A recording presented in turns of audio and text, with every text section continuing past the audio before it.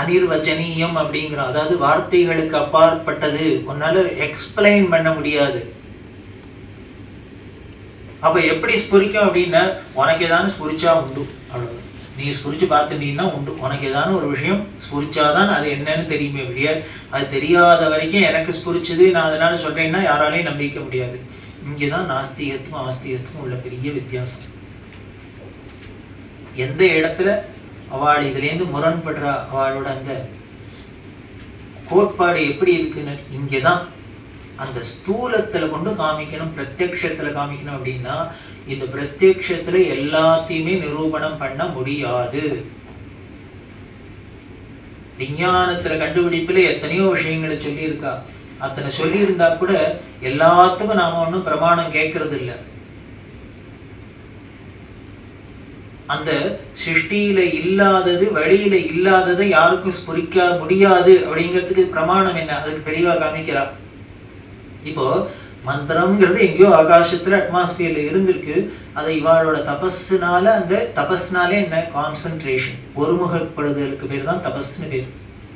அதுக்கு வியாக்கியானமே பண்றா. தபஸ்னா என்ன அப்படிங்கிறதுக்கு பெரியவா சொல்ற வியாக்கியானம், ஒரு விஷயத்தை அடைஞ்சிடணும் அதை அப்படின்னு ஒரு தீவிரமான ஒரு திருட சித்தத்தோட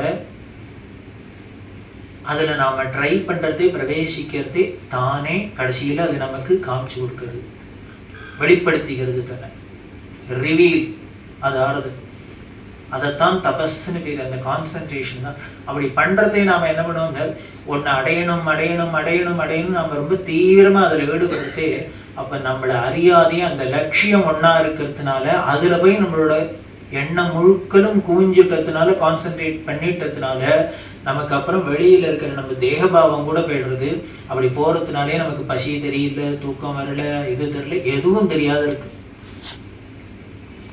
ரிஷிகள்லாம் பாக்குறமே, அப்படியே உடம்புல புத்து வச்சிருந்து அத்தை பண்ணித்து இத்த பண்ணித்து கையை வெட்டிட்டு போனா, காலை வெட்டிட்டு போனா, எதுவும் தெரியாத அவ பாட்டுக்கு இருந்தா. அப்படின்னா எப்படின்னு, அவளோட லட்சியம் முழுக்கல இதுல எல்லாம் இல்ல, வேற எதுலயோ ஒண்ணுல குவிஞ்சிருக்கு. அதனால மீதி எல்லாம் இருக்கிறது போயிடுத்து. அந்த எண்ணம் போயிடுத்து, பாவம் போயிடுத்து. நமக்கு என்ன அப்படின்னா, இந்த பாவம் ஒண்ணுத்துல குவிய மாட்டேங்கிறது, இந்த வழியிலேயே இருக்கு. இப்படி நமக்கு எல்லாருக்குமே ஒன்னா குவிஞ்சு கொடுத்துன்னு வச்சுக்கோ, ஒரே இடத்துல போய் பாயிண்ட்ல ஃபோக்கஸ் ஆகி எல்லாரும் அப்படியே அடாத சங்காத நின்றுட்டோம்னா, அப்புறம் இந்த பிரபஞ்சத்துல ஏதான காரியம் உண்டோ? ஒரு காரியமும் கிடையாது. இப்படி எல்லாருக்கும் எண்ணம் ஒண்ணுல போய் குவிஞ்சிடாத இருக்கணும், இதை டிஸ்ட்ராக்ட் பண்ணணுங்கிறதுக்காகவே என்னென்ன அதுக்கு இருக்கிறதுக்கு பேர் தான் மாயைன்னு பேர்.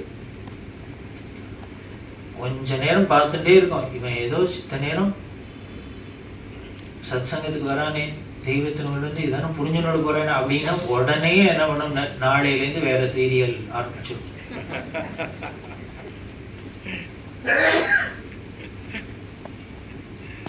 உடனே டிஸ்ட்ராக்ட் பண்ணிடும்.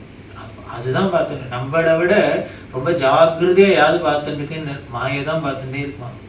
இது பார்க்கறதுக்காக என்ன பண்ணித்தான், நம்ம உள்ளுக்குள்ளேயே மிஷின் எல்லாம் செட் பண்ணி கொடுத்தோம். அது இனிமே தனியா வந்துன்னு ஒவ்வொருத்தரையா பார்த்து ஓ இவர் சத் சங்கத்துக்கு போறாரா, இவரை போக விடாத தடு, அவர் அது நல்ல காரியத்துக்கு போறாரா, போக விடாது, இப்படி எல்லாம் பண்ணணுங்கிறதுக்கு இல்லாத அங்கே வாளுக்குள்ளேயே டைம் பாம செட் பண்ணாப்புல பண்ணி கொடுத்தான். என்னன்னு பஞ்ச இந்திரியங்களா செட் பண்ணி கொடுத்தோம். 2 கண்ணை வச்சது, 2 கண்ணை என்ன பண்ணி விட்டு இப்படி வழியில பார்க்க வச்சு விட்டு, உள்பக்கமா பாக்குறாப்புல ஒரு கண் 2 இருந்திருக்க கூடாதோ?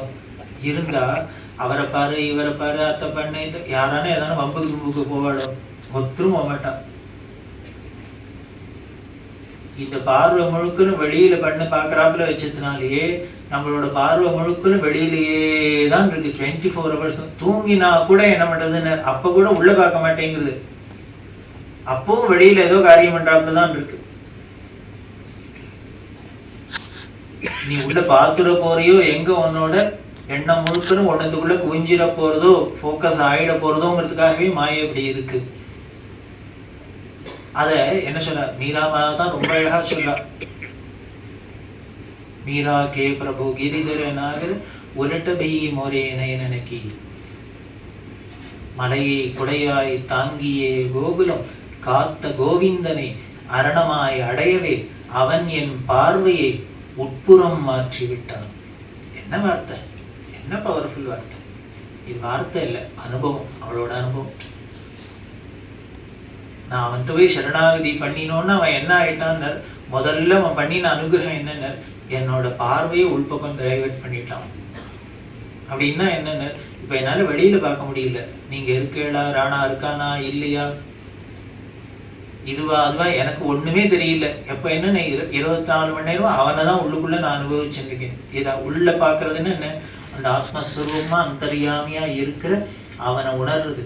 அதை பார்த்துட்டோம்னா அதுக்கப்புறம் இருக்கிறதுலே பெருசை பார்த்ததுக்கு அப்புறம், இருக்கிறதுலே பேரின்பத்தை பார்த்ததுக்கு அப்புறம் இந்த சிற்றின்பத்தில் போய் எங்கேயானு ஆசை விழுமோ? விழாது. சின்ன குழந்தையா இருக்கிறதே வேணா லாலிபாப்புக்கு ஆசைப்படுவோம், இனிமேல் பொம்மைக்காருக்கு ஆசைப்படுவோம், அத்தைப்படுவோம், இத்தப்படுவோம். இனிமேல் 60 வயசு ஆனதுக்கு அப்புறம் இதுக்கெல்லாம் ஆசைப்படுவோமோ? படமாட்டோம். அந்த மெச்சூரிட்டி வந்துடுத்துன்னா வர வர வர நமக்கு இந்த சின்ன ஆசையெல்லாம் சாமான்லாம் நம்மளை விட்டு கைண்டு போயிடுறாப்புல, இவாளுக்கு உள்ளுக்குள்ள இந்த ஆத்மானந்தத்தை அனுபவிக்க ஆரம்பிச்சவாளுக்கு வெளியில இருக்கிற இந்த சிற்றின்பெல்லாம் ஒரு விஷயமாவே தெரியல. விஷயமா தெரியாததுனாலதான் என்ன பண்றாங்க, அப்படி அந்த சிற்றின்பத்திலேயே ஈடுபடுறவாளை பார்த்தா அவளுக்கு பரியாசமா இருக்கு. இவர் மீரா இப்படி சொன்னாடா, கபீர்தாஸ் இதுக்கு மேல இன்னும் என்ன சொல்றாரு, அந்தரே ராம பாஹரே ராம ஜஹாं से देखे वहां पूर्ण ही काम ராம வினா கச்சு தேக்கத்து நாகி. இதை தவிர வேற ஒன்றும் பார்க்க முடியாத ஆயிடுத்துங்கிறார். அந்த ராமன் உள்ள பார்த்தா ராமன், வெளியில பார்த்தா ராமன், எங்க பார்த்தாலும் ராமன், தூங்கினா ராமன், சொப்னத்துல சர்வமும் ஒன்னா ஆயிடுத்து. இவர் இப்படி சொன்னாரா, பத்ராஜல ராமதாஸ் அவர் என்ன சொல்றாரு, அந்த ராமமயம் ஈ ஜகம் அந்த ராமமயம்.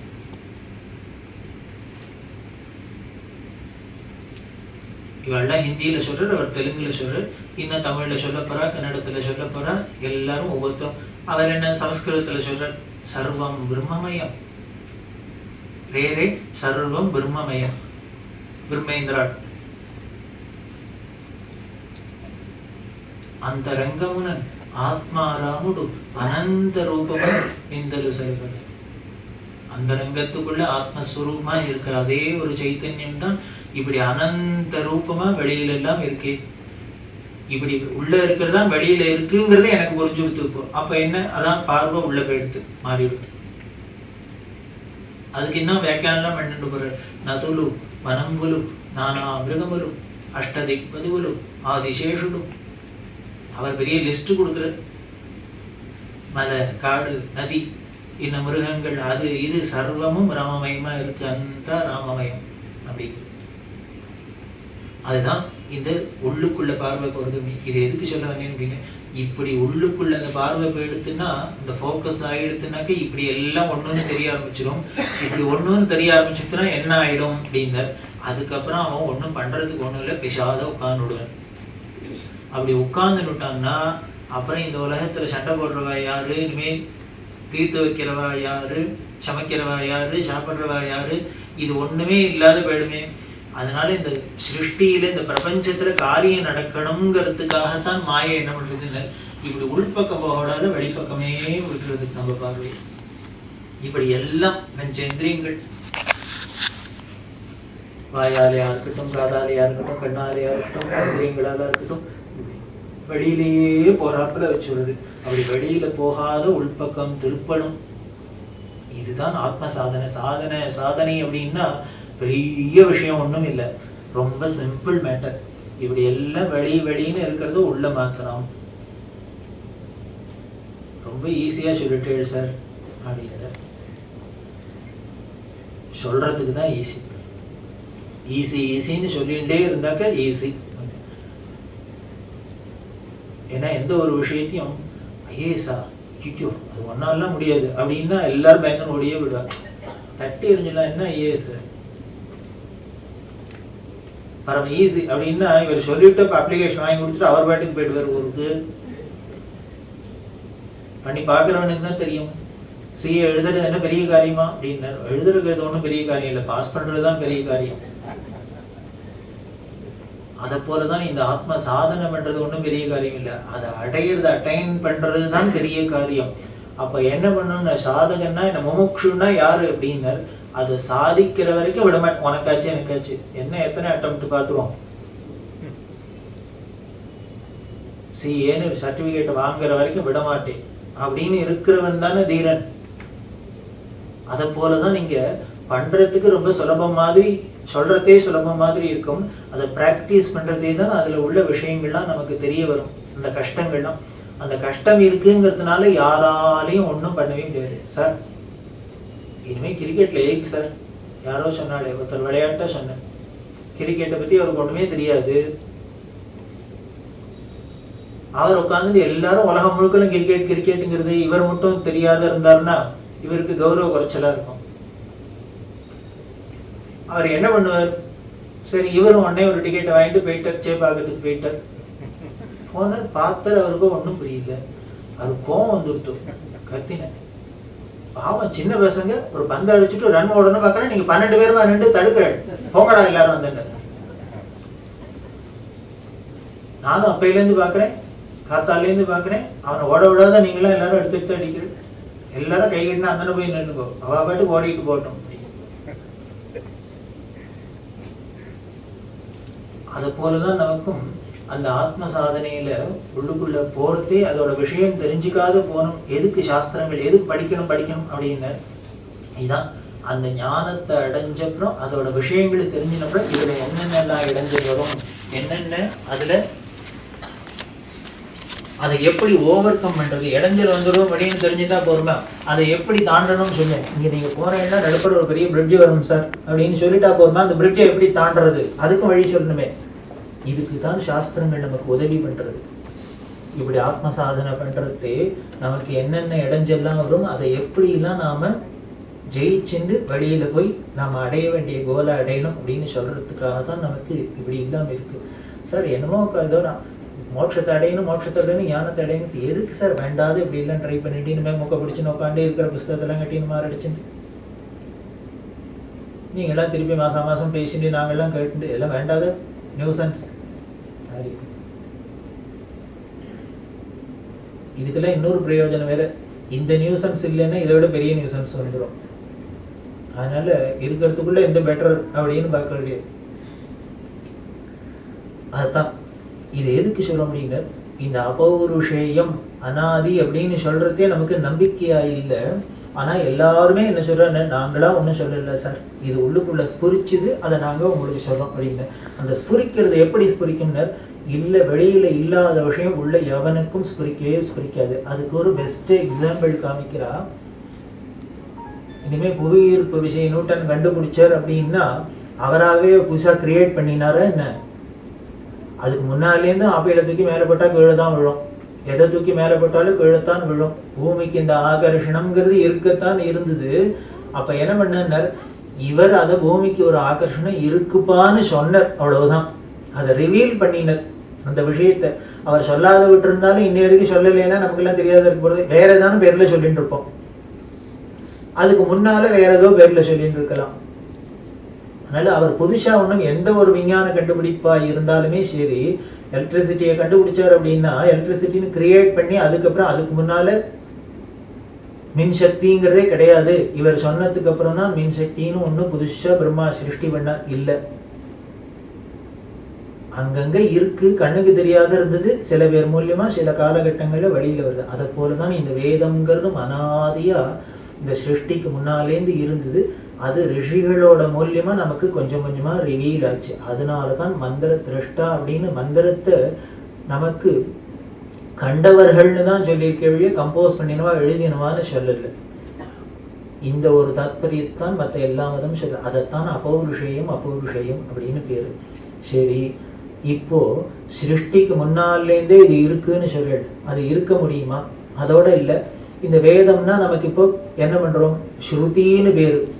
அப்படின்னா ஸ்ரோத்ரம் காது, இந்த காதால கேட்கறதுன்னு அர்த்தம், கேட்கப்படுவது அப்படின்னு அர்த்தம்.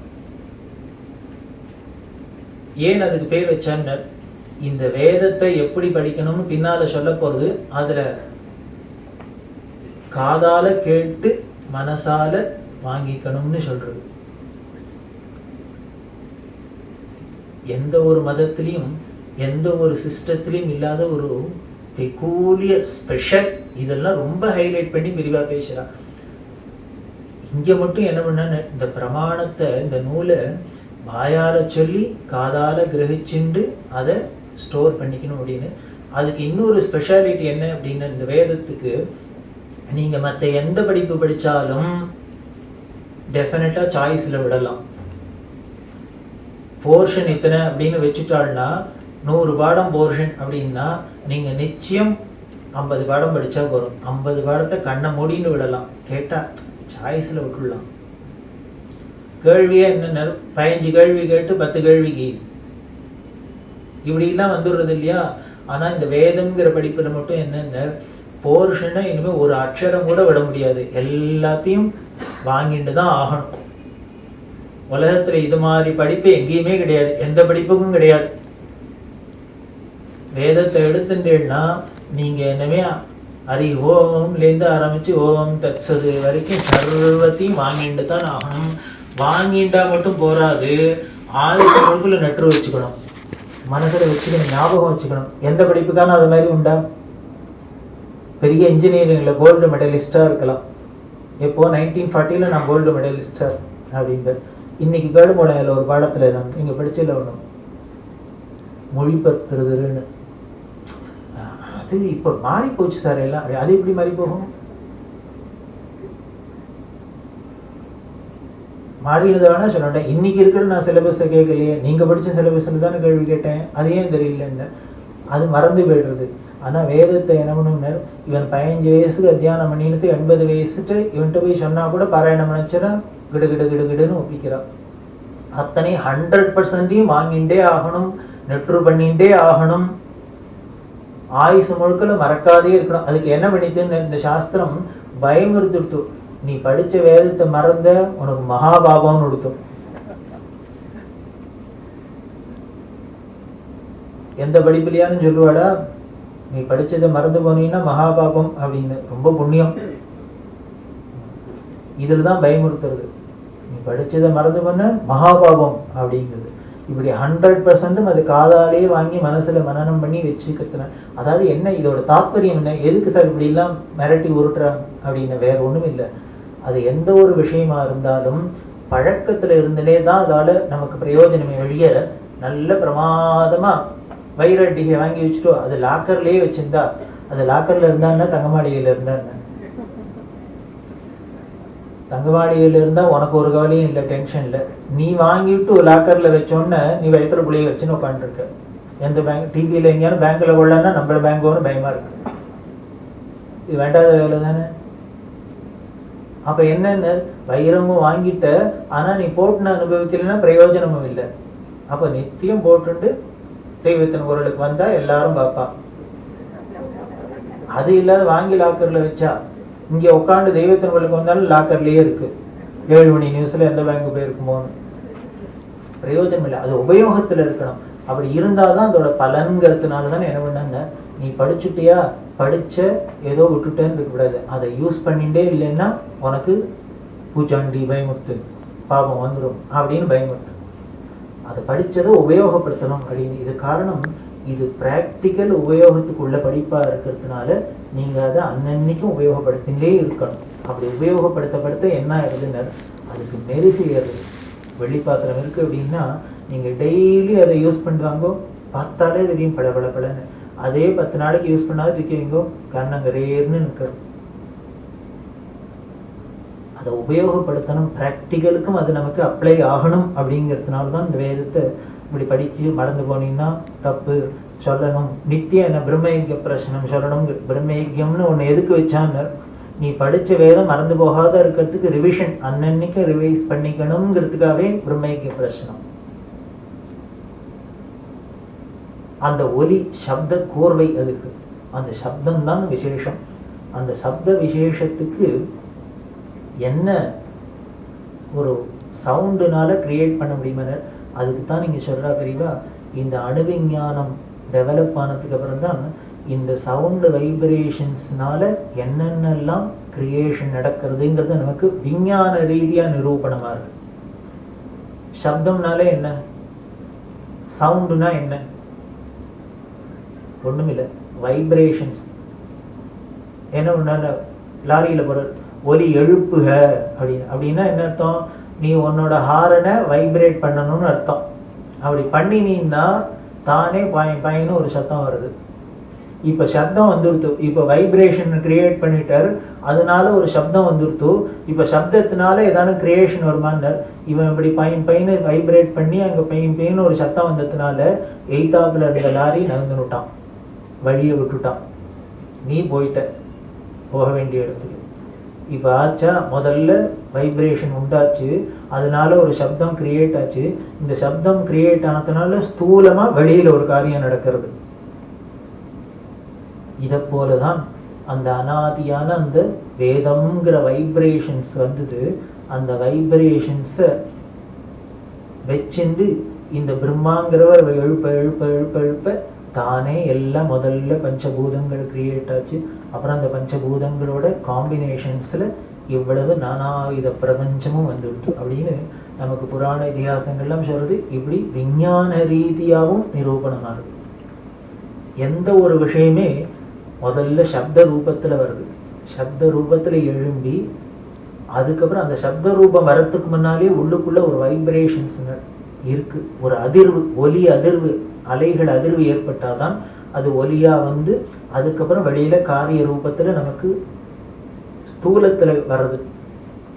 இதை பார்த்தீங்கன்னா யோக சாஸ்திரத்தில் ரொம்ப விஸ்தாரமாக சொல்றா. அது எப்படி இல்லாம் அந்த ஒலி அதிர்வுகள் உள்ளுக்குள்ளே எழும்புறது, அது அப்புறம் வெளியில் எப்படி இல்லாமல் டெவலப் ஆகி அந்த வைப்ரேஷன்ஸ் முதல்ல கிரியேட் ஆகி அதுக்கப்புறம் வெளியில் எந்த ஸ்டேஜ் எல்லாம் தாண்டி அப்புறம் ஒலிங்கிற ஒரு ஸ்டேஜுக்கு வந்து அதுக்கப்புறம் அது வெளியில் போய் எப்படி எல்லாம் நமக்கு விஷயங்களை ஸ்தூலமாக காமிக்கிறது அப்படிங்கிற அந்த ஒலி தான் முதல்ல ஆறுது. அந்த ஒலிக்கு முன்னால் வைப்ரேஷன்ஸ், அந்த வைப்ரேஷன்ஸ் தான் அதிர்வுகளை தான் வேதத்தோட ஸ்பெஷாலிட்டி. அதனால தான் வேதத்துக்கு அந்த சப்தம் முக்கியம், சப்தம் அப்படின்னா ஒலி அந்த சப்தத்தை பற்றியே இருக்கிறதுனால அதை நீங்கள் எழுதி வச்சுன்னா எப்படி கிரகிச்சிக்க முடியாது. அப்போ காதால தான் கேட்டாங்க. காதால கேட்டால் தான் அந்த சப்தத்தோட டிஃபரன்ஸ் தெரியும். லேங்கரம் ழேங்கரம், லேங்கரம் லேங்கரம், பெரிய லாங்கிறோம், சின்ன லாங்கிறோம், வல்லினம்ங்கிறோம், மெல்லினம்ங்கிறோம், என்னெல்லாமோ சொல்கிறோம். அதைத்தான் நமக்கு வியாக்கரண விதியில் உதாத்தம் அனுதாத்தம் ஸ்வரிதம் அப்படி இப்படின்லாம் அந்த சம்ஸ்கிருதத்தில் சொல்லிட்டு போகிறது.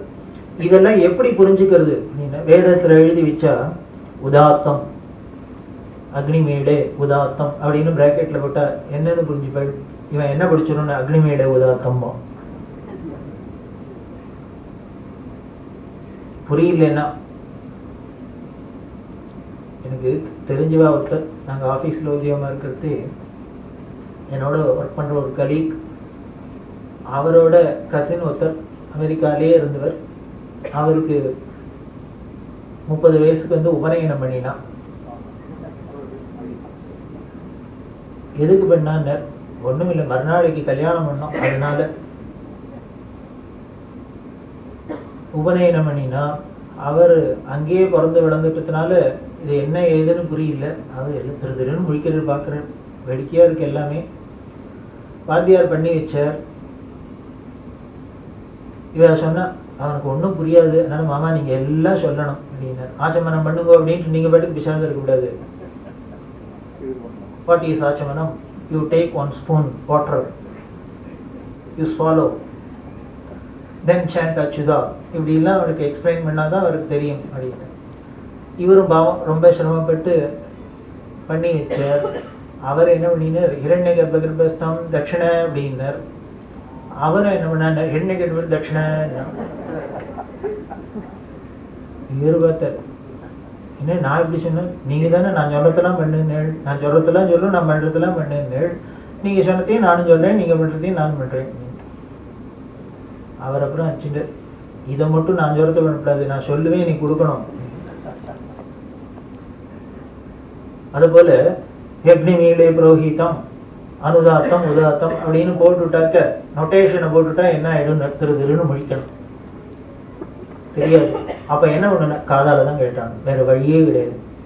அதுக்காக தான் குருமுகமாக வரணும், காதால கேட்கணும், ஸ்ருதின்னு அதுக்கு தான் பேரை வச்சா. காதால கேட்டே கேட்டே தமிழில் ரொம்ப அழகான பேர், பெரியவா ரொம்ப ரசிக்கிறா. என்னென்ன எழுதாக்கிழவின்னு பேரு, சமஸ்கிருதத்தில் கூட இந்த வேதத்துக்கு இவ்வளவு பவர்ஃபுல் வார்த்தை இல்லை, இந்த தமிழில் மட்டும்தான் இருக்கு. எழுதா கிழவி அப்படின்னா எழுதவே எழுதாத ஏதான ஒரு லிட்ரேச்சர் உண்டா, ஒரு புஸ்தகம் உண்டானா வேதம் தான். கேட்டு கேட்டு கேட்டு கேட்டு கேட்டு அதுக்கு பின்னால அந்த அத்தியன முறையெல்லாம் இருக்கு. அந்த அத்தியனம் எப்படி பண்ணணும், அதை எப்படி படிக்கணும், அதுக்கு என்னென்ன வகையெல்லாம் இருக்குன்னு இதில் டீட்டெயில்டாக வருது. அதில் பார்த்தேன்னா நீங்கள் காலங்காலமாக படிச்சுன்னு வரத்தே சவுண்டில் என்ன பண்ணுவான்னா தேய்மானம் இருக்கலாம், வார்த்தைகளில் தேய்மானம்லாம் இருக்கலாம். ஒரு விஷயத்த யூஸ் பண்ண தேயும் இல்லையோ, டெப்ரிசியேஷன் உண்டோ இல்லையோ. லிட்ரேச்சரில் பார்த்தீங்கன்னா ஆச்சரியமாக இருக்கும். மொழி ஆராய்ச்சியில் பார்த்தா அறிஞர்கள்லாம் ஆராய்ச்சி பண்ணியே சொல்கிறா யூஸ் பண்ண தேயும் அப்படின்னு. இவா எதுக்கு இந்த தட்டு எடுத்துன்னு வரா அப்படிங்கிறது உங்களுக்கெல்லாம் ஞாபகம் இருக்கும். இருந்தாலும் யாரும் புதுசாக வந்தால் வாழ்க்கா சொல்லி, மகாபெரிவா படித்த மகேந்திர மங்கலம்ங்கிற க்ஷேத்திரம் திருச்சிக்கு பக்கத்தில் இருக்குது. அந்த மகேந்திர மங்கலத்தில் பிராச்சீனமான சந்திரமௌலீஸ்வரர் ஆலயம் இருக்குது. அந்த ஆலயத்தோட திருப்பணிக்காகத்தான் இந்த காணிக்கை போய் சேருது. அதனால சிவாலய திருப்பணிக்கு போகிறது. அதை ஒரு யூஸ் பண்ண தேயும் அப்படின்னா ஆச்சரியமா இருக்கு. லாங்குவேஜ் கூட தேயுமா, வார்த்தைகள்லாம் யூஸ் பண்ணா கூட தேஞ்சு போயிடுமான்னா தேஞ்சு போகிறதுக்கு திருஷ்டாந்தெல்லாம் காமிக்கிற ஆராய்ச்சியாளர்கள்லாம். நீங்கள் இங்கிலீஷில் பார்த்தீங்கன்னா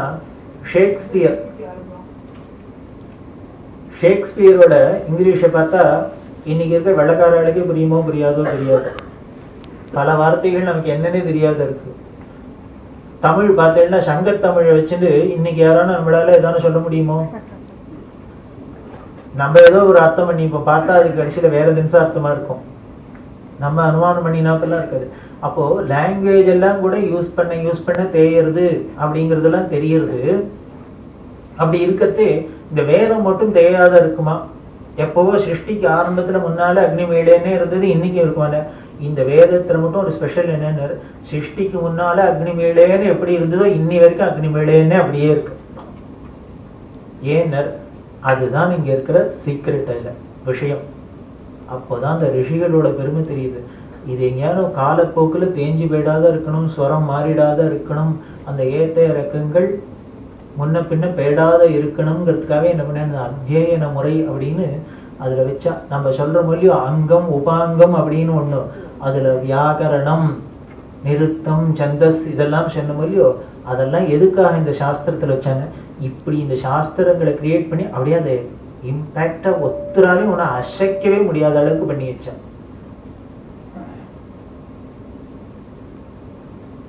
அப்படி பண்ணி வச்சுட்டா இதை ஒத்துராலையும் நீ எத்தனை தான் யூஸ் பண்ணாலும் இதை ஒன்றும் மாற்ற முடியாது, இதோட ரூபத்தை மாற்ற முடியாது. நீ எத்தனை நாள் ஆனாலும் சரி, எத்தனை பைசாங்கனாலும் சரி, எத்தனை பேர் யூஸ் பண்ணாலும் இதுக்கு ஒன்றும் டெப்ரிசியேஷனே ஆகாது அப்படிங்கிற அளவுக்கு இந்த வேதத்தை பண்ணி வச்சான். அந்த வைப்ரேஷன் கிரியேட் ஆகுது அப்படின்னு சொன்னோம். இந்த யோக சாஸ்திரத்தில் அது ரொம்ப சூக்ஷ்மமாக சொல்கிறது அப்படிங்கிறோம். அந்த எப்படி வருதுன்னு 1-2 உதாரணத்துக்கு சொல்கிறேன். இப்போ நம்ம ஒரு வார்த்தை வழியில் சொல்கிறோம்.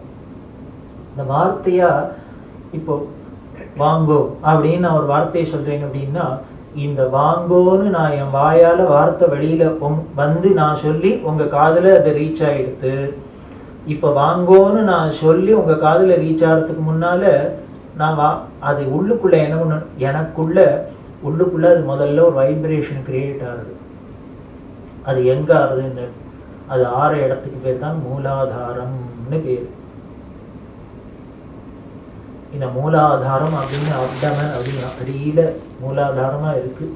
அந்த நம்ம சரீரத்தில் எல்லாருக்கும் அந்த இடத்துல என்ன இருக்குன்னு வேற ஒன்றும் இல்லை, ஒரு அக்னி இருக்குது, ஹீட் ஒன்று இருக்குது, நெருப்பு இருக்குது. அதுக்கு பேர் தான் ஔவையார் சொல்றாரே மூலாதாரத்து 3 கனலை அப்படிங்கிற கனல். தியாக பிரம்மம் என்ன சொல்றாரு, நாபி ஹிருத்கண்ட ரச்சனை நாசாத்துல இது எப்படி டெவலப் ஆகி வழியில வருதுங்கிறது அந்த யோக சாஸ்திரத்திலேயே அவர் சொல்றார். இன்னொரு கீர்த்தனத்துல சொல்றார், பிராணானால சயோஜன மோக்ஷமுகலதா அந்த சாகித்யத்துல சொல்றார்.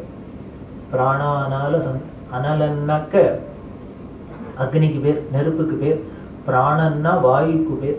இது அடியில் உள்ளுக்குள்ள அக்னி இருக்குன்னு சொன்னோம் இல்லையா, அந்த அக்னியோட இந்த பிராணன் போய் காற்று போய் சேர்றது.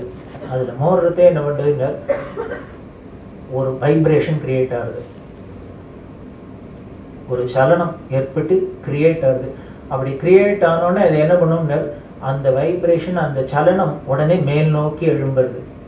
எழும்பினா இதைத்தான் யோக சாஸ்திரத்தில் ஷட் சக்கரம் அப்படின்னு சொல்லி ஒவ்வொரு சக்கரத்துக்கு மேலேயா வருது எல்லாம் சொல்கிறோம். அப்படி உள்ளுக்குள்ள மூலாதாரத்தில் இந்த அக்னியும் நெருப்பும் சேர்ந்து உண்டார ஒரு வைப்ரேஷன்னால அப்போ உடனே ஒரு என்னமோ ஒன்று கிரியேட் ஆகுது. அது என்னமோ ஒன்றுன்னு தான் சொல்லலாம், சவுண்டுன்னு சொல்லக்கூடாது.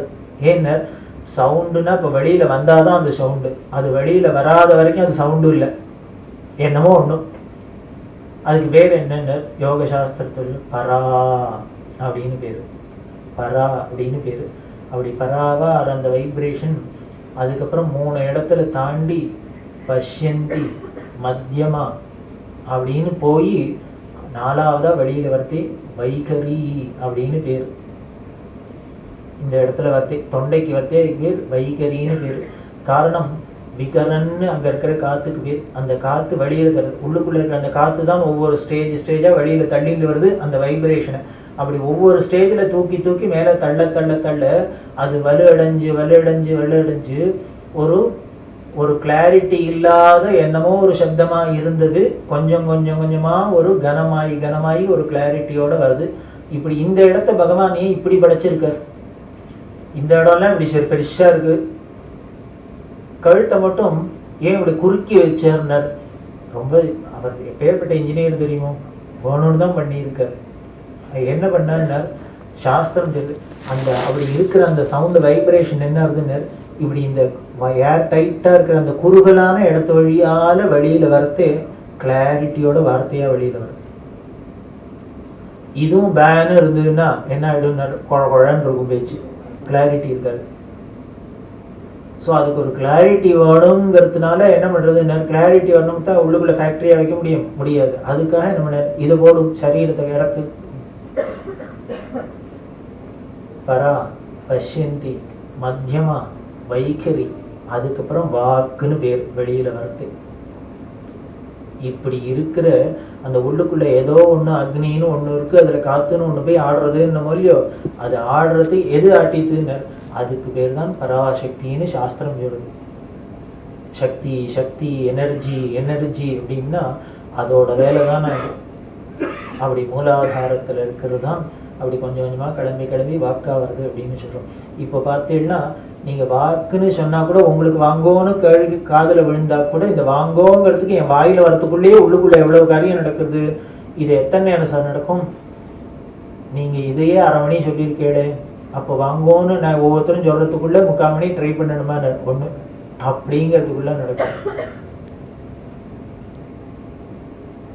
இப்படிங்கிறதுக்குள்ளே வாங்கோ மட்டும் இல்லை, 1000 நடந்துடுறது. 1 நிமிஷத்தில் கொட்டிட்டேன் சார் வாயால் அப்படிங்கிற அவ்வளோ ஃபாஸ்ட்டு உள்ளுக்குள்ளே. அப்படின்னா கொஞ்சம் நினச்சி பாருங்களேன், இத்தனைய சிருஷ்டி பண்ண அந்த ஈஸ்வரன் எப்பேற்பட்டவனா இருக்கணும். இதுக்கு என்ன எதனா மண்டையை உடைச்சிட்டாரா, எதனா ஃபேக்ட்ரி அந்த பெரிய ஆஃபீஸ் ஓப்பன் பண்ணாரா, 4 டெலிஃபோனை வச்சுட்டாரா, செக்ரட்டரி வச்சுட்டாரா? ஒன்றும் இல்லை. இது அத்தனை என்ன பண்ணாரான்னு அப்படி படுத்துன்னு தூங்குறவர் அப்படின்னு நினைச்சுட்டார் சிருஷ்டி ஆகிட்டான். இவர் தூங்குறதே நினைச்சாலே இப்படி ஆயிடுறதுன்னா முடிச்சுட்டாருன்னா அப்படி வந்ததுதான். அது வரத்துக்கு முன்னால அதுதான் சொல்றது, அந்த வைப்ரேஷன்ஸ், அந்த சவுண்டு அப்படிங்கிறது, இந்த வைப்ரேஷன் கிரியேட் ஆகிறது, அதுக்கப்புறம் சவுண்டு ஆகுது. இதையே திருப்பினா இப்போ வைப்ரேஷன் இருந்தால் தான் சவுண்டு வருது அப்படின்னா, இந்த சவுண்டு வந்தால் அதுக்குண்டான காரியங்கள் ரியாக்ஷன் வருது. வாங்கோ அப்படின்னா நான் இதை எங்கேயோ உள்ளுக்குள்ளே வைப்ரேஷன் ஆச்சு, வாங்கோன்னு ஒரு வார்த்தையாக வந்தது. இதனால என்ன லாபம்? இப்போ வெளியில் என்னென்ன வாங்கோன்னு சொன்னோன்னா உடனே எல்லாரும் வரேன். இப்போ கூட்டம் கூடி எடுத்து எல்லாரும் வந்தாச்சு. இப்போ வந்தாக்க ஏதோ அடுத்த காரியம் நடக்கணும். ஒன்றும் நான் பேசணும், இல்லை நீங்கள் பேசணும், என்னவோ நடக்கணும் இல்லையோ. இப்போ ஸ்தூலமாகவும் ஆயிடுது. இப்போ எங்கேயோ உள்ளுக்குள்ள ஒரு வைப்ரேஷன் வாங்கோன்னு ஏற்பட போக, அது வார்த்தையாக வெளியில் வாங்கோன்னு வெளியில் வரப்போக, அது எப்படிலாம் ரியாக்ட் பண்ணிட்டு வாங்க. இப்போ ஸ்தூலமாக பார்த்தா இப்படி ஒரு காரியமாக ஆயிடுது. இப்போ இதே உல்டா பண்ணினேன்னா ரிவர்ஸில் பண்ணோம்னா இப்போ இங்கே கூட்டமாக எல்லாரும் வரணும் அப்படின்னாக்க இந்த காரியம் நடக்கணும்னா இப்போ உள்ளுக்குள்ளே வாங்கோன்னு ஒரு வார்த்தை வரணும். அந்த வாங்கோன்னு வரத்துக்கு என்ன ரிலேட்டடு வைப்ரேஷனோ அதை நான் கிரியேட் பண்ணணும் இல்லையா? இந்த கிரியேஷன், இந்த வைப்ரேஷன் கிரியேட் ஆனதுனால வாங்கோன்னு ஒரு வார்த்தை வந்தது, உடனே நீங்கள்லாம் வந்தேடு அப்படின்னா, இப்போ நீங்கள்லாம் வரணும்னா நான் வாங்கோன்னு சொல்லணும். வாங்கோன்னா எனக்கு உள்ளுக்குள்ளே ஒரு வைப்ரேஷன் வரணும், அதை கிரியேட் பண்ணணும். இதுதான் வேத சப்தத்தோட தாற்பயம். இந்த வேத சப்தத்தினால கிரியேஷன்லாம் ஆச்சு அப்படின்னா, இப்போ நமக்கு ஏதாவது கிரியேஷன் ஆகணும்னா அந்த வேத சப்தத்தை வைப்ரேஷனை கிரியேட் பண்ணிட்டா போதும். இதை வச்சுன்னு தான் பிரம்மா பண்ணினார் அப்படின்னு நமக்கு சாஸ்திரம் இது ரொம்ப டீட்டெயில்டாக சொல்லியிருக்கா. நான் ரொம்ப லைட்டாகவே சொல்லியிருக்கேன். ஏன்னா இதுக்கு மேலே சொன்னேன்னா முதல்ல எனக்கு புரியாது.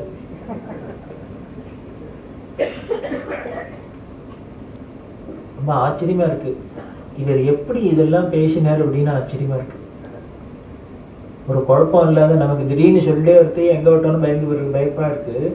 இவர் இதென்னும் ரொம்ப லட்சியமா பெரியவா சொல்லிட்டு வர அப்படின்னா, அதுதான் ஒரு விஷயத்துல மாஸ்டர் அப்படின்னா, குருவை இங்கிலீஷ்ல மாஸ்டருங்கிற மூலியம் அப்படின்னா என்ன அர்த்தம்? ஏன் அவரை மாஸ்டருங்கிற அப்படின்னா ஒண்ணும் இல்லை, எல்லாத்தையும் அவர் தரோவா இருக்கணும்னு அர்த்தம். இவர் வாங்க மாஸ்டர் அப்படின்னாலே அவர் கொஞ்சம் ஜாகிரதையா இருக்கணும்னு அர்த்தம். அப்படின்னா அறகுறையா இருந்தா மாஸ்டரா இருக்க முடியாதுன்னு அர்த்தம். அவர் ரியல் மாஸ்டரா இருந்ததுனால அப்படின்னு தட்டி எறியலாம். நீங்க பார்த்தீங்கன்னா, இங்க எத்தனை பேருக்கு விஷயம் தெரியும் தெரியல, இந்த 8ஆம் தேதி ஜனவரி 8ஆம் தேதி பெரியவாளோட ஆராதனை நடந்தது. இந்த ஆராதனை சமயத்துல பெரியவா உபன்யாசம் பண்ணின தெய்வத்தின் உள்ள புஸ்தகமா இருக்கு. அந்த புஸ்தகத்தை நான் சொல்றேன், நீங்கள்லாம் கேட்குறேன். இந்த புஸ்தகமா வரத்துக்கு முன்னாலே இவர் சொல்றதே எப்படி இருந்திருக்கும், அந்த தெய்வத்தின் குரலே எப்படி இருந்திருக்கும், ஒரிஜினல் சவுண்டே அப்படின்னா, அப்படி பெரியவா 50s உபன்யாசம் பண்ணினத்த அந்த காலத்துல கல்கி சதாசிவ மாமா ரெக்கார்ட் பண்ணியிருந்தா. அந்த ரெக்கார்ட் பண்ணியில கிட்டத்தட்ட ஒரு 50 ஸ்பூல், அந்த காலத்துல இந்த ஸ்பூல் டைப் தானே டேப் ரெக்கார்ட், அதில் பண்ணியிருந்தது. அது எப்போ 1957 பெரியவா உபன்யாசம் பண்ணினது. இப்போ 2011, கிட்டத்தட்ட 60 வருஷம் போல அப்படியே பேசாத இருந்தது. ஏன்னா அதை எப்படி எடுத்து ரிட்ரைவ் பண்றதுன்னு தெரியல. அதை எங்கேயாவது ஒரு ஸ்பூல்ல போட்டு ஒரு பிளேயர் இருந்து போட்டு கேட்டான்னா அது உள்ளுக்குள்ள என்ன இருக்குன்னு தெரியும். 50 வருஷம் 60 வருஷம் ஆச்சுன்னா ரெக்கார்ட் பண்ணினது ஃபங்கஸ்லாம் வந்திருக்கேன், எல்லாமே ஆயிருக்கலாம். அப்படி இருக்கிறத சில அன்பர்கள் சேர்ந்து முயற்சி பண்ணி அந்த பழைய இந்த ஸ்கூல் எங்கே இருக்குன்னு தேடி கண்டுபிடிச்சி அதுக்கு ஒருத்தர் கிடைச்சார் பெங்களூரில். அவர் எத்தனையும் போட்டு கேட்டு அதில் எல்லாத்தையும் ரிட்ரைவ் பண்ணி கிட்டத்தட்ட 44 மணி நேரம் 45 மணி நேரம் பெரியவாளோட குரல், தெய்வத்தின் குரல், காட்ஸ் ஓன் வாய்ஸ், அதை ரிட்ரைவ் பண்ணி இந்த சங்கர நேத்ராலயா மூலியமாக அந்த 8ஆம் தேதி அன்னைக்கு ரிலீஸ் பண்ணிட்டு அநேகமாக பேப்பர்லாம் வந்திருக்கும், நீங்கள் பார்த்துருப்பேன். அதை எத்தனை பேர் வாங்கியிருக்கீங்களோ என்னமோ தெரியாது. அது 4 CD 200 ரூபா அப்படிங்கிற அந்த காஸ்ட் ப்ரைஸ்க்கு தான் வச்சுருக்காங்க. வாங்கி அவசியம் கேட்டு பாருங்க. கேட்டு பார்த்தா பெரியவா சொல்கிறதே அந்த ஜோரே தனி தான். இந்த விஷயத்தில் இவ்வளவு டஃப்பாக இருக்கே, ஹெவி சப்ஜெக்ட், இதை சொல்கிறதே பெரியவா ரொம்ப அழகாக சொல்லுவா, அப்படியே சுவாரஸ்யமாக சொல்லிட்டு போவாள். அது பெரியவாளோட சாமர்த்தியம். அது சாமர்த்தியம்னு சொல்கிறதில்ல, அது ஈஸ்வரனா அப்படி தான் இருக்கும், ஞானிகள்னா அப்படி தான் இருப்பாள், அவள் பேசுறது அப்படி தான் இருக்கும். அந்த அதாவது நமக்கு இப்போது ஒரு பலன் வேணும்னாக்க ஒரு வைப்ரேஷன் வருது, அதனால சவுண்டு வருது, அதனால ஒரு கிரியேஷன் வருதுன்னா, இப்போ இதான கிரியேட் பண்ணணும்னா அப்போ அதுக்கு ரிலேட்டடான சவுண்டு வரணும், அந்த சவுண்டுக்கு ஒரு வைப்ரேஷன் வேணும். அதுதான் வேதம். அதனால தான் வேதத்தை சப்தம்தான் முக்கியம், சப்தம்தான் முக்கியம் அப்படின்னு சொல்கிறதுக்கு காரணம், அந்த வைப்ரேஷன் சவுண்டு கரெக்டாக இருந்ததுனால் அதனால வர பலனும் கரெக்டாக இருக்கும். அப்படி இல்லாத இதில் ஒரு சின்ன ஒரு மிஸ்டேக் நடந்தால் கூட இந்த வைப்ரேஷனில் விபரீதமாக போயிடும். இது வேறமே சொல்லி காமிக்கிறது நமக்கு திருஷ்டாந்தத்தில். என்ன பண்ணான்னு, இந்திரனை கொல்றதுக்கு ஒரு புள்ள வேணும் அப்படின்னு ஒருத்தர் தபஸ் பண்ண போக அவர் என்ன பண்ணிட்டார், அதை சவுண்டை மாற்றிட்டு வைப்ரேஷன்ஸில் டிஃபரன்ஸ் வந்துடுது. என்ன பண்ண, இந்திரனை கொல்ற புள்ள வேணும் அப்படிங்கிறதுக்கு வேலை இந்திரன் கொல்ற புள்ள வேணும்னு வாங்கிவிட்டார். இது முடியுமா சார் அப்படின்னு. அதுக்கு ஒரு உதாரணம் சொல்றேன். அந்த ஸ்வரம் தான் முக்கியம். ஏன்னா வேதத்துல ஸ்வரம் முக்கியம், ஸ்வரம் முக்கியம். இந்த ஸ்வரம் தப்பித்துனா அர்த்தம் மாறுமா அப்படின்னு டெஃபினட்டா மாறும். இந்த ஸ்வரம் தப்பினா மாறும், விபரீதமா போயிடுங்கிறதுக்கு நமக்கு திருஷ்டாந்தமா காமிக்கிறதுக்கு தான் சங்கீதம்ங்கிற ஒரு சாஸ்திரமே இருக்கு. நீங்க பாருங்களேன், சரிகம பதினிங்கிற 7 ஸ்வரம் தான். சங்கராவரணத்துக்கும் அதே சாப்பாசா தான், காம்போதிக்கும் அதே தான், கல்யாணிக்கும் அதே தான், எல்லாத்துக்கும் ஒரே ஸ்வரமா தான் இந்த 7 ஸ்வரத்துக்குள்ள தான் இருக்கு. ஆனா அதே கல்யாணிக்கு பிடிக்கிற ரீ ஒன்னா இருக்கு, சங்கராவரணத்துல பிடிக்கிற ரீ ஒன்னா இருக்கு, புன்னாகவராளியில பிடிக்கிற ரீ ஒன்னா. ஆச்சரியமா இருக்கே, அது என்ன சார் ஒரே ரீயை இப்படி பிடிச்சா ஒன்னா வருது, அப்படி பிடிச்சா ஒன்னா, ஸ்வரூபமே மாறி போயிடுறதே. பல ராகங்களுக்கு ஆரோகண அவரோகணம் ஒரே ஸ்வரமா இருக்கு. ஆனா அதை பிரயோகம் படுத்துறதுல பார்த்தேன்னாக்க டோட்டலி டிஃபரெண்டா வித்தியாசம் தெரியும். அதுக்கு பெரிய காமிக்கிறா, பல திருஷ்டாந்தங்களை காமிக்கிறா. கேதார கௌட தேஷ் அப்படிங்கிற ரெண்டுத்துக்கும் ஆரோகண அவரோகணம் ஒன்னா இருக்கு. ஆனா வேடிக்கையா இருக்கு, நம்ம கர்நாடகில கேதார கௌடம் அப்படின்னு பாடுறது, அதே இந்துஸ்தானில தேஷ்னு பாடினா கேதார கௌடம் பாடுறதே நம்மளோட ரியாக்ஷனே வேற தினசா இருக்கு. எல்லாரும் கொஞ்சம் கொஞ்சம் தூங்குறவ கூட அப்படி திடீர்னு கேதாரோட ஒரு ஸ்லோகம் எடுத்தோன்னா நேரில் முடிச்சுக்கிறா, எல்லாரையும் தூக்கி நிறுத்தது. அதே தேஷ் பாடினா தானே மனசு அப்படியே உருகி போயிடுது, கரை இருக்கு. இதுக்கு அதுவும் ரியாக்ஷனே வேற தினசா இருக்கு, ஸ்வரூபமே வேறையா இருக்கு. அது எப்படி, அதுதான் அதை எப்படி சார் தெரிஞ்சுக்கிறதுன்னு சங்கீத வித்வான்ட்டு தான் தெரிஞ்சுக்க முடியும். இல்லையா நீ புஸ்தகத்தை பார்த்து இதுக்கும் ஆரோகணத்தை அவரோடத்தைன்னா என்ன பண்ணுறார், கேதாரகோடமும் வராது, தேஷம் வராது, குருமுகமா வரணும், குருமா. இப்ப பாருங்க, இதெல்லாம் சாஸ்திரத்துல இதெல்லாம் ரொம்ப ஸ்ட்ரிக்டா சொல்றதுக்கு காரணம் என்ன அப்படின்னு.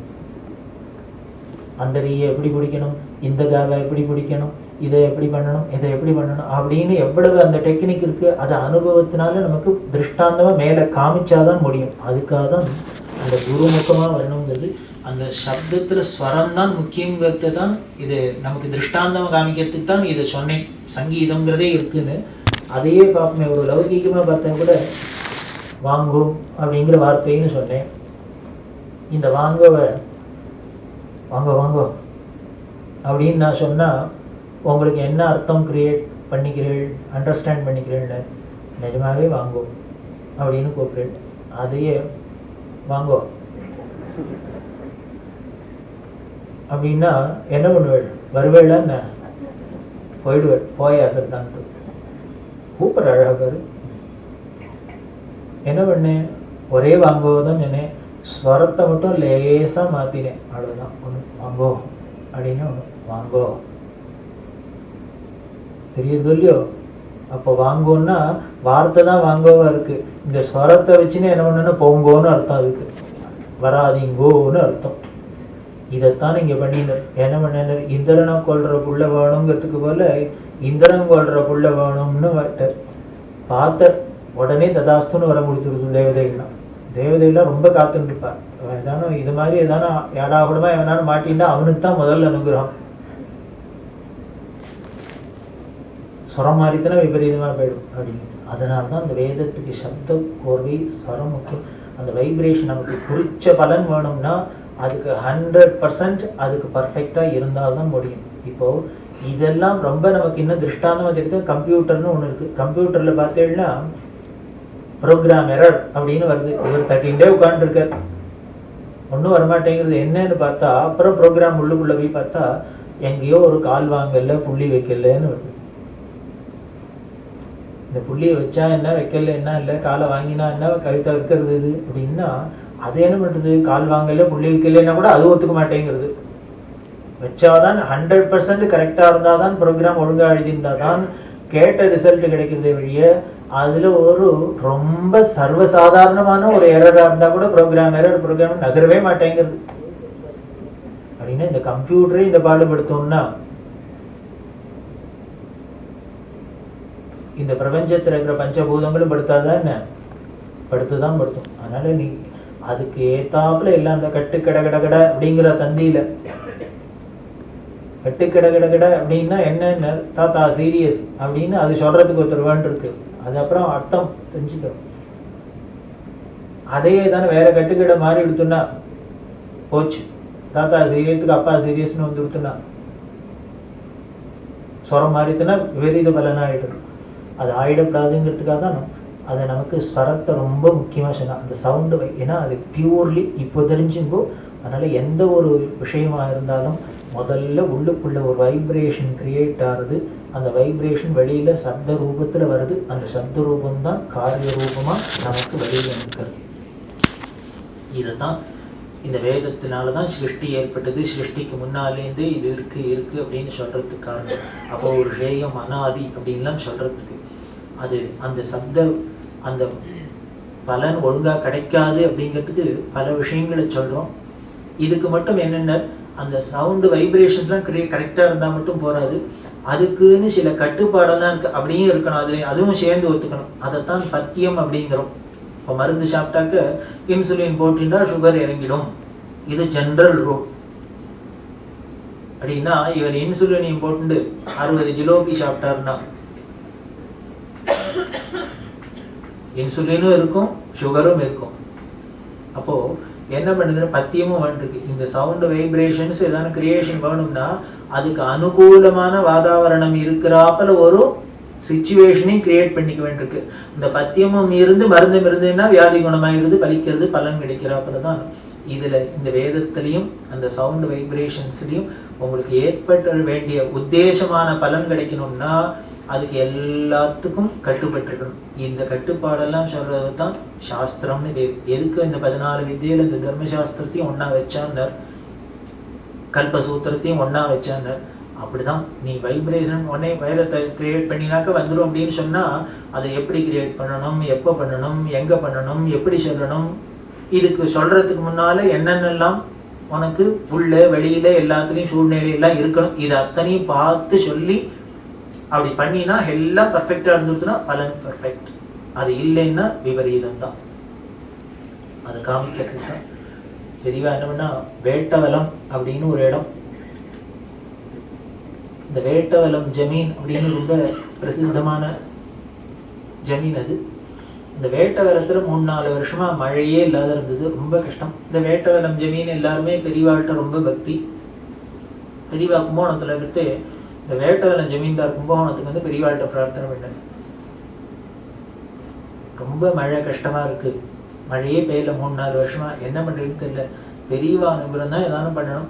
அவன் என்ன பண்ண சொல்கிறாலோ ஹோமோ ஜபமோ தப்பமோ எது பண்ண சொன்னாலும் என்ன செலவானாலும் பரவாயில்ல, ஜனங்கள்லாம் கால்நடையிலேருந்து எல்லாம் கஷ்டப்படுறது, இது ஏதானும் மழை வரத்துக்கு பெரியவா தானே அனுகிரகம் பண்ண முடியும். பெரியவா நான் சொல்லி அனுப்பினேன், போயிட்டு வாங்க அப்படின்னு அவர் அனுப்பிச்சுட்டா. உடனே அக்னிஹோத்திரம் ராமானுஜ தாத்தாச்சாரி அப்படின்னு பெரிய மேதை, அவன் அப்பா எல்லாரும் கும்போணத்துக்கார, அவ அக்னிஹோத்திரத்தை கூப்பிடு வந்த.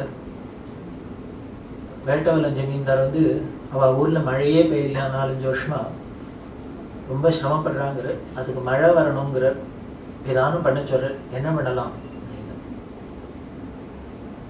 அக்னிஹோத்திரம் ரொம்ப நெருங்கி பழகிறவர். இவர் பெரியவா அப்படி கூப்பிட்டு கேட்டோன்னே இது ஏதோ ஆழம் பார்க்குறாருன்னு தெரியும். என்ன பண்ணணும்னு உங்களுக்கு தெரியாத, இப்போ நான் தான் சொல்லுவேன் நான் என்ன பண்ணணும்னு. அவர் பேசாத இருந்தார். உடனே பெரியவா என்னன்னா, நீ ஒன்று பண்ணு, உங்கள் அப்பாட்ட போய் கேளு அப்படின்னு. அவர் பாவம் ஆற்றுல உட்காந்துருக்காரு.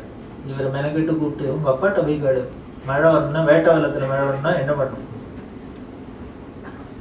ஏன் இப்படி சொன்னா, அதுதான் பெரியவா. காரணம் என்னென்ன, எந்த ஒரு விஷயமா இருந்தாலும் உத்தேச பலன் ஏற்படும்னா அதுக்கு முதல்ல வேதம் படித்த வாயால் வரணும்னு சாஸ்திரம் சொல்லுது.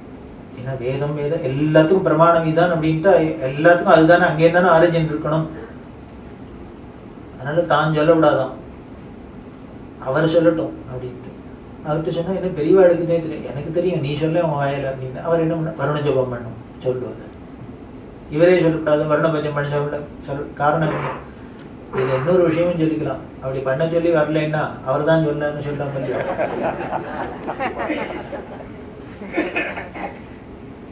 பண்ண சொல்லு, என்ன எப்படி பண்ணணும் கேடு, பாட்டியை கேடு. உடனே இவர் கேட்டுனர் அக்னிஹோத்திரம். உடனே பெரியவா உத்தரவு போட்டா, உங்கள் அப்பா சொல்லிட்டு வருணஜம் பண்ணணுன்னு, நீ என்ன பண்ணி இங்கேருந்தே 10 வைதிகாலை அழிச்சுக்கோ, அங்கே போ, நான் ஜமீன்தாருக்கு இங்கேருந்து சொல்லி அனுப்பிச்சுடுறேன், எல்லா ஏற்பாடும் அவர் பண்ணுங்க, போய் ஜபம் பண்ணிட்டு வாங்குவோம் அப்படின்னு. சரி இவ போனா இங்கேருந்து 15 பேரா. இப்போ பெரிய வேலையாக அமைச்சிருக்காருன்னா ஜமீனில் உபச்சாரத்துக்கு கேட்பானே, பிரமாதமாக வேலை ரிசீவ் பண்ணா, தங்க வச்சா, எல்லாம் பண்ணினா, 10 நாள் ஜபம் பண்ணினா, எல்லாம் முடிஞ்சுது. 11ஆம் நாள் எல்லாரும் தட்சிணை வாங்கிட்டா, ஏறி ஊருக்கு வந்துட்டா. வந்த பெரியவா கேட்டா எல்லாம் ஆயிடுத்து பிரமாதம் ஆயிடுத்துன்னு. அடுத்த 10 நாள் கழிச்சு ஜமீன்தார் லெட்டர் போட்டிருந்தார். என்னன்னு, வருணஜமாயும் 10 நாள் ஆயிடுத்து, இன்னும் ஒரு சொட்டு தண்ணி கூட வரலன்னு. இப்போ இருந்த தண்ணியெல்லாம் இவ 10 பேரும் காலி பண்ணிட்டு போனதுதான் மிச்சம், ஒன்றும் வரலன்னு. உடனே நம்ம அக்னிஹோத்திரத்தை கூப்பிடுன்னார். அவர் வந்தார். என்னன்னு லெட்டர் காமிச்சா, வேட்டவலம் போயிட்டு வந்தியா, போயிட்டு வந்தேன்னு லெட்டர் போட்டிருக்காரு ஜமீன்தார். அவர் பார்த்தார், ரொம்ப சந்தோஷமா அடுத்த தரமே வாழையா அனுப்புங்கன்னு சொல்ல போறாருன்னா பெரிய கதையா எழுதியிருக்க. இவருக்கு ஒரு மாதிரி ஆயிடுச்சு. பெரியவா என்ன பதில் போடலாம் சொல்லேன் அப்படிங்க. நான் என்னத்த பதில் போடுறது, அவர் உங்களுக்கு என்ன போட்டிருக்கார் லெட்டர், நீ தான் சொன்ன மழை வரணும்னா வருண ஜபம் பண்ணான்னு அப்பா சொன்னாங்க. சரி அப்பாவை கேட்டுக்கோ, போய் பண்ணிட்டு வாந்தேன், பண்ணிட்டு வந்துட்டு. ஆனால் இப்போ அவர் மழை வரலங்கிறார், இப்போ என்ன பண்ணலாம் அப்படிங்க. எனக்கு தெரியாது, வருணன்னு தான் கேட்கணும், நாங்கள் பண்ணுறதுதான் பண்ணியாச்சு. சரி போன இடையே என்னென்னலாம் பண்ணினேன் அப்படின்னு. என்ன பண்ணோம், வருண ஜபம் பண்ணோம், எத்தனை ஆயிரத்தி இத்தனை ஆவர்த்தி பண்ணினோம். தங்குறதுக்கெல்லாம் அவருக்கு என்ன, ஜமீன்தாருக்கு என்ன பிரமாதமாக இடம்லாம் கொடுத்துருந்தேன். சாப்பாடு அப்படின்னு அதெல்லாம் ஃபர்ஸ்ட் கிளாஸ், ஜமீன் போடுற சாப்பாட்டு கேட்பான்னா பிரமாதமாக இருந்தது அப்படின்னு. அப்படியா, டிஃபன்லாம் உண்டு, எல்லாம் உண்டு. கார்த்தால வடை, பொங்கல், இட்லி, அப்புறம் காப்பி, அப்புறம் மத்தியான சாப்பாடு, அப்புறம் 3 மணிக்கு ஸ்நாக்ஸு, அதுக்கப்புறம் ராத்திரி சாப்பாடு, எல்லாம் உண்டு. பிரமாதமாக உபச்சாரம் பண்ணணும். அப்படியா, அதான் மழை வரல. இவருக்கு தூக்கி எறிவிட்டேன், நாங்கள் இட்லி தின்னா வருணனுக்கு என்ன வைத்தாச்சு, ஏன் மழை பெய்யக்கூடாது. உடனே அப்பாட்ட போய் கேடு, அப்பா வருண ஜபம் பண்ணுன்ற மழை வரத்துக்கு இத்தனை பேர் பண்ணுங்கோ, இத்தனை ஆவர்த்தி பண்ணுங்கோ எல்லாம் சொல்லிட்டார். அப்பாவும் என்ன பண்ணிட்டார், எல்லாம் சொன்னார். ஆகார நியமம் என்ன பண்ணணும்னு இவரும் கேட்கல, அவரும் சொல்லலை. இப்போ பிடிச்சா பெரியவா அப்பாட்ட போய் இதை மாதிரி ஜபத்துக்கெல்லாம் என்ன ஆகார நியமம் தான் உண்டானு போய் கேடுன்னு. உடனே ஓடு அப்பாட்ட. பெரியவாள்கிட்ட மட்டும் ஒரு விஷயம் மாட்டின்னு விட்டோம். அப்பாட்ட போய் கேட்டா, ஆமா அலவணமா இருக்கணும், உப்பே சேரக்கூடாது. என்னப்பா அது இப்போ சொல்றேன் அப்படின்னு. என்ன இப்பதானே கேட்குறேன். உடனே திருப்பி இல்லை இல்லை, அது உப்பே சேரக்கூடாது, அளவணமா இருக்கணுங்கிற. அதான் நீ காலங்காலத்தில் என்ன இட்லி வடையும் நின்றுட்டு 1000 ஆவர்த்தி என்ன லட்சம் ஆவர்த்தி பண்ணாலும் எங்கே இந்த சன்னி சுட்டோம். இவருக்கு ரொம்ப வருத்தமாக போயிடுது. ஐயோ, ஒரு சின்ன மிஸ்டேக்கு கேட்டுக்காது போயிட்டு, அது முதல்ல கேட்டுருக்கலாம், கேட்காது விட்டுட்டோமே அப்படின்னு. இப்போ என்ன பண்ணி இவர் கில்ட்டியாக ஃபீல் பண்ண, அவன் பாவம் ரொம்ப உபச்சாரம் பண்ணி நிறையா சம்பாவனை கொடுத்து இத்தனையும் பண்ணியிருக்கா, கடைசியில் பலன் கிடைக்காத போயிடுது. உடனே பெரியவா சொன்னா, பத்தியா இப்போ நம்ம பண்ண சின்ன ஒரு கவனக்குறைவினால எப்படி ஒரு விபரீதமாக ஆயிடுத்து, இத்தனை செலவழிச்சும் ஒன்றும் இல்லாத போயிடுது. அந்த லெட்டரில் ஜமீன்தார் என்ன பண்ணியிருந்தார்னா, அவரும் பெரியவாருக்கு ரொம்ப ஜாக்கிரதையாக எழுதியிருக்கார். ஏன்னா பெரியவா ஆளை வச்சு ஜபம்லாம் பண்ணி இத்தனை செலவழிச்சு ஒன்றும் பலன் கிடைக்கல, மழை வரலன்னு சொன்னால் அது பெரியவாளை இன்சல்ட் பண்ணுறாப்புல இருக்கும். அவர் என்ன பண்ணியிருந்தார், எனக்கு இத்தனை பண்ணி மழை வரலேங்கிறது கூட கவலை இல்லை, அதை நான் ஒரு பெருசாக எடுத்துக்கல. ஆனால் இந்த ஊரில் கொஞ்சம் நாஸ்திகம் உள்ள ஊர், எல்லாரும் பரியாசம் பண்ணுறா, இந்த வேதத்தையும் மந்திரத்தையும் பரியாசம் பண்ணுறது எனக்கு ரொம்ப வருத்தமாக இருக்குது அப்படின்னு அதை எழுதிட்டு, அதுக்காக தான் பெரியவா மெனக்கிட்டு கூப்பிட்டான். அதனால் நீ என்ன பண்ணு, இப்போ அப்பா சொன்னபடி திருப்பி யாரெல்லாம் போனாலோ அதே 15 பேர் போங்கோ. அந்த ஊர்லேயே உப்பு இருக்கக்கூடாது, ஜபம் பண்ணிட்டு வாங்கன்னா அதே 15 நாள் பண்ணு. இவ போனால் உடனே என்ன பண்ணா, ஜமீன்தாருக்கு லெட்டர் போட்டா, நான் திருப்பி அனுப்புகிறேன், பண்ண சொல்கிறேன் அப்படின்னு. பண்ண சொன்னால் 5ஆம் நாள்லேருந்து மழை கொட்ட ஆரம்பிச்சுது.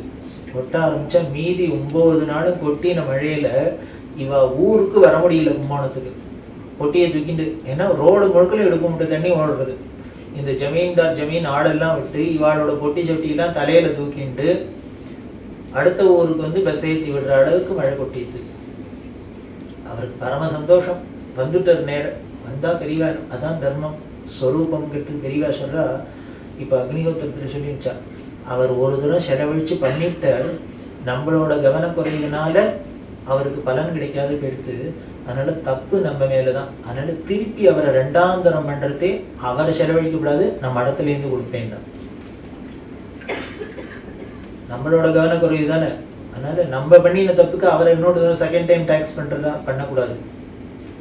அதனால் அவருக்கு பலன் கிடைக்கிற வரைக்கும் பண்ண வேண்டியது நம்மளோட கடமை. அதனால் அவர்கிட்டேருந்து நயா பைசா வாங்கக்கூடாது, நம்ம இடத்துலேருந்து செலவழிப்பேன் போய் பண்ணிட்டு பண்ணினா அபரிமிதமாக மழை கொட்டிட்டு நமக்கு பலன் கிடைச்சிது அப்படின்னு பெரியவாத ரொம்ப விவரமாக சொல்கிறான். காரணம் என்னென்னு, ஒரு சின்ன ஒரு விஷயம்னா கூட உப்பு போட சில காரணம் என்னன்னு சார், நான் மந்திர ஜபம் பண்ணுறதுக்கும் உப்புக்கும் என்ன சம்பந்தம்னு ரொம்ப பெரிய சம்பந்தம். நமக்கு பார்த்தேன்னா இந்த நாடி சலனம் தான் உடம்புல நமக்கு இந்த வைப்ரேஷன்ஸ், அதாவது நம்ம இப்போ என்ன சொல்கிறோம்னா எலக்ட்ரோ மேக்னெட்டிக் வேவ்ஸ் அப்படின்னு சொல்கிறோம். அந்த வேவ் லெங்க்த்து சரியில்லை சார் அப்படிங்கிறோம். அது என்ன சார் வேவ் லெங்க்த்து சரியில்லை அப்படின்னு? என்னமோ தெரியல, யாரோ அவ உடம்பு நம்மளை ஒருத்தரை பார்த்தாலே என்னமோ அவரை பார்த்தாலே எனக்கு பிடிக்கலங்கிறோம். அவர் என்ன பண்ணார் உங்களுக்கு அப்படின்னா என்னென்ன, அந்த வேவ் லெங்க்த்து அங்கேருந்து ஜென்ரேட் ஆகிற வேவ் லெங்க்த்துக்கும் இங்கே இருக்கிற ஜென்ரேட்டருக்கு என்னமோ ஏதோ டிஃப்ரென்ஸ் இருக்குதுன்னு அர்த்தம். சில பேர் சம்மந்தம் இல்லாத பார்த்தாலே என்னமோ பிடிச்சிருக்கு, ரொம்ப பிடிச்சிருக்கு அப்படின்னா என்னமோ அதுக்கும் ரிலேஷன் இருக்குதுன்னு அர்த்தம். இதெல்லாம் சூக்ஷ்மமாக உணரத்தான் முடியுமே வழிய உடனே திருஷ்டாந்தமாக உடனே கிராஃப் போட்டு காமிங்க கம்ப்யூட்டரில் வைங்கன்னா பண்ண முடியாது. ஒரு காலம் இன்னும் சயின்டிஃபிக் டெவலப்மெண்ட்டில் வந்தாலும் வரலாம். ஸோ இதுலேருந்தே தெரியறது இந்த உள்ளுக்குள்ளே இருக்கிற இந்த வைப்ரேஷன்லாம் வெளியிலையும் ஏதோ அலைகளை, மின்காந்த அலைகளை கிரியேட் பண்ணுறது, இதனால சாதக பாதகங்களும் இருக்குது அப்படின்னு தெரியறது. அப்போ என்ன பண்ணோம்னா அதுக்கு உண்டான சாதக பாதகம் இருக்கணும்னா இந்த பத்தியங்களோ எதுவாக இருந்தாலும் நமக்கு எல்லாத்துக்கும் ஒன்றுக்கு ஒன்று ரிலேஷன் இருக்கு. அப்படி இருந்தால்தான் சரியாக வரும். அதனால தான் சாஸ்திரம் என்ன பண்ணிட்டுங்க, நீங்கள் சின்ன ஒரு சாஸ்திரங்கள்லாம் வரும்போது ஒருத்தர் கட்டின்ற துணியை இன்னொருத்தர் கட்டிக்கூடாது, ஒருத்தர் உட்கார்ந்த ஆசனத்தில் இன்னொருத்தர் உட்காரக்கூடாது, ஒருத்தர் படுத்துன படுக்கையில் இன்னொருத்தர் அப்படிலாம் சாஸ்திரம் வருது. நாம் உடனே ஆர்கியூ பண்ணுறோம், இதெல்லாம் மூட நம்பிக்கை, பகுத்தறிவுக்கு ஒத்து வரல அப்படின்னு. காரணம் என்னன்னு, அந்த ஒவ்வொருத்தரோட அந்த மேக்னெட்டிக் வேவ்ஸ் எப்படி இருக்கும்னு நமக்கு தெரியாது. அது நல்லதாகவும் இருக்கலாம், கெடுதலாகவும் இருக்கலாம், சாதகமாகவும் இருக்கலாம், பாதகமாகவும் இருக்கலாம். ஒருத்தருக்கு அது சரியாக இருக்கலாம், இன்னொருத்தருக்கு அது சரியில்லாத மீட்டாகாத இருக்கலாம். அப்படி இருக்கிறது என்ன பண்ணோம்னு, யாருக்கு என்னன்னு உனக்கு தெரியாது, நம்மளால தெரியுமா கண்டுபிடிக்குமா? ஒருத்தரை பார்த்தோன்னே இவருக்கு நல்ல மேக்னெட்டிக் வேவ்ஸ் வருது, இவர்கிட்ட கெடுதலாக வருதுன்னு நமக்கு எதாவது கண்டுபிடிக்க முடியுமோ? கண்டுபிடிக்க முடியாததுனால என்ன பண்ணிட்டுன்னு ரெண்டுத்தையும் அவாய்ட் பண்ணி ரிஸ்க் எடுக்காதுங்கிறது. அது நல்லதாக இருந்தாலும் கிட்ட, கெட்டதாக இருந்தாலும் நீ கிட்டக்க வச்சுக்காத. இந்த ஜாதகம் பார்க்குறது, இதம் பார்க்குறது எல்லாம் ஜோதிஷ ரீதியாக நம்ம ஏதோ பார்க்கணும். புதன் இங்கே இருக்கானா, ராகு இங்கே இருக்கா, கேது வேற ஒன்றும் இல்லை. அந்த வேவ் லெங்க்த்து அவார்டுக்குள்ள ஓரளவுக்கு இதை பார்த்து அனுமானம் பண்ணிக்கலாம். இது மீட் ஆகுமா மீட் ஆகாதான்னு பார்க்கறதுக்கு தான். அதை கவனிக்கலைன்னா அப்புறம் விபரீதமாக தான் இருக்கும். அக்கா எனக்கு அதெல்லாம் நம்பிக்கை கிடையாது, இதெல்லாம் நம்பிக்கை கிடையாது அப்படின்னு ஏதோ நாம் ஒரு வரட்டுவாதம், விதண்டாவாதமாக பேசிட்டு இருக்கோம், அவ்வளோதான். அதில் என்ன ஏதுங்கிற முழு விஷயத்தை தெரிஞ்சுட்டு பார்த்தோம்னா அது என்னன்னு புரியும். அது புரிஞ்சிக்காதே நம்ம வெளியில் வச்சுட்டே ஆன் த ஸ்பாட் கமெண்ட், இதெல்லாம் அது கூடாது. அதனால இந்த வைப்ரேஷன்ஸ் நமக்கு உள்ளுக்குள்ளே நம்மளோட எல்லாமே, இந்த வைப்ரேஷன்னா நம்மளோட உணவு, உடை, பழக்க வழக்கம் எல்லாமே எப்படி தான் வருது. இது இந்த எண்ணங்களே எப்படி பண்ணுது, இந்த எண்ணத்தை பாதிக்கிறது தான். எண்ணங்களையும் பாதிக்கும் அப்படிங்கிறது. இந்த எண்ணங்கள் பாதிக்கிறதுனால இதனால அலைகள், காந்த அலைகள்லாம் மாறலாம், இதனால அதோட பலன்களும் மாறலாம். இந்த எல்லாத்தையும் ஒரு அனுகூலமாக பண்ணி வைக்கிறதுக்காக தான் இந்த ஆகார நியமங்கள், இதெல்லாம் லவணம் லவணம் இது மாதிரி பல விஷயங்கள்லாம் சொல்லியிருக்கு. அதனால் நான் உப்பு போட்டுன்னு இல்லைதுங்கிறதுக்கும் இனிமேல் மழை வரத்துக்கும் வருண ஜபத்துக்கும் மந்திரத்துக்கும் என்ன சம்பந்தம் அப்படின்னு கேட்டால் இதுக்கு அதுக்கு சம்பந்தம். அது என்ன அப்படின்னா உனக்கு லேபரேட்டரியில் வச்சு காமிக்க முடியாது. சாஸ்திரம் சொல்கிறது வேணும்னா நீ டீப்பாக பார்த்து புரிஞ்சுட்டீங்கன்னா டெஃபினட்டாக தெரியும், டெஃபினட்டாக புரிஞ்சுக்கலாம். இது ஒன்றும் பெரிய விஷயம் இல்லை, கம்பசூத்திரம் இல்லை. யாராக இருந்தாலும் கொஞ்சம் ஸ்ரத்தையோடு கவனித்து பார்த்தோம்னா அதில் புரிஞ்சுக்கலாம். அதேமாரி ஜம்புகேஸ்வரத்தில் பெரியவா 2-3 திருஷ்டாந்தம் காமிக்கிறா. அதில் இதை முதல் வால்யூம்லேயே பார்த்துருக்கோம். இந்த வைப்ரேஷன்ஸுக்கும் இந்த கிரியேஷனுக்கும் என்னென்ன ரிலேஷன்ஷிப் இருக்குது அப்படிங்கிறத பார்த்தேன்னா தெரியும். திருவானைக்காவலில் பெரியவா சொல்கிறா, அந்த நாவல் மரம், வெண்ணாவல் மரம் ஜம்புகேஸ்வர க்ஷேத்திரத்தில், அதுதான் சுவாமிக்கு பின்னால் ஜம்புகேஸ்வருக்கு பின்னால் இருக்குது. அந்த நாவல் மரம் ஸ்தல விருட்சம், அது பட்டு போயிடுது. ஸ்தல விருட்சம் பட்டு போனால் ரொம்ப எல்லாருக்கும் ஆஸ்திகர்களுக்கெல்லாம் ரொம்ப மனசு தாபமாக இருக்கும் இல்லையா. அது நகரத்தார்லாம் நிறைய கைங்கரியம் பண்ணிக்கா. அந்த நகரத்தார்லாம் என்ன பண்ணினா ருத்ராபிஷேகம் பண்ணினா, ஏகாதச ருத்ரம் ஜபம் பண்ணி ருத்ராபிஷேகம் பண்ணி அந்த ருத்ராபிஷேக தீர்த்தம் விட்டோன்னு மலம் துடுக்க ஆரம்பிச்சுடுது. பெரியவாதசரா எனக்கு தெரிஞ்சு என் காலகட்டத்தில் நான் பார்த்த திருஷ்டாந்தம் அப்படிங்கிறது. ஏதோ ஆரோக்கியத்தின் ஆரம்பத்திலே ஒன்ஸ் அப்பான் டைம் இல்லை, இப்போ நான் பார்த்து என் கண்ணுக்கு தெரிஞ்சு திருவானைக்காவல்ல இந்த மரம் பட்டு போன மரம் துடித்ததை பார்க்குறோம். அப்படிங்கிறது இப்போ பார்த்தீங்கன்னா அதை விட ஆச்சரியம், இதுவான பெரியவா காலத்தில் பார்த்தது. இப்போ நம்ம காலத்தில் பார்த்தீங்கன்னா நெரூரில் சதாசிவ பிரம்மேந்திரன் அவள் சமாதிக்கு மேலே வில்வ மரம் தான், பெரிய வில்வ மரம் இருக்குது. ஒரு 10 வருஷத்துக்கு முன்னாலே யாரான்னு போய் பார்த்துருந்தேன்னா பெரிய பிரம்மாண்டமான மரம், அப்படியே பட்ட மரமாக இருந்தது. கடைகளையெல்லாம் ஒடிஞ்சு வெறும் பெரிய ஸ்தம்பமாக நிற்கும். அந்த இடத்த விட்டு தோண்டவும் முடியாது, ஏன்னா அடியில் உள்ளுக்குள்ளே பிரம்மேந்திராள் இருக்கா. அது மாதிரி இருந்தது. இப்போ போய் பார்த்தேன்னா பிரமாதமாக தழைச்சிருக்கு. எதுக்குன்னு அதிருத்ரம் பண்ணி அபிஷேகம் பண்ணு, ருத்ராபிஷேகம் பண்ணு.